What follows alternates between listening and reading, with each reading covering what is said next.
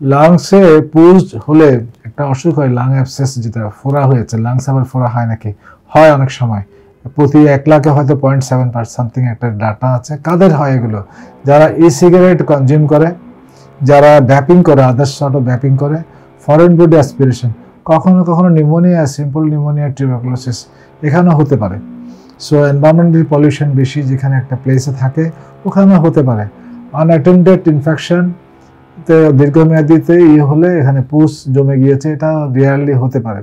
এই বাচ্চাগুলো অথবা অ্যাডাল্টের এদের চেস্ট পেন, ফিভার, জ্বর থাকবে, বুকে ব্যথা থাকবে এবং কাশির সাথে পাকা কফ বেরোচ্ছে অথবা রক্ত যাচ্ছে ফ্র্যাঙ্ক, এমনও হতে পারে।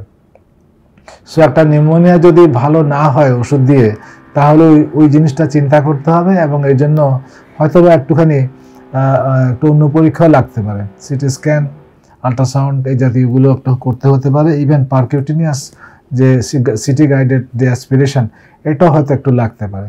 চিকিৎসা হচ্ছে যে জীবাণু যেটা পাওয়া গিয়েছে তার জন্য অ্যান্টিবায়োটিক দেওয়া, আইভি সাধারণত শিরাপথে 2 থেকে 3 সপ্তাহ, এবং অনেক সময় ওরাল দিলেও হয় যদি সেন্সিটিভিটিটা ওরাল অর্গানিজমের ভালো আসে এবং আউটকাম ভালো, প্রায় সময় এটা ওষুধ দিয়ে ঠিক হয়ে যায়।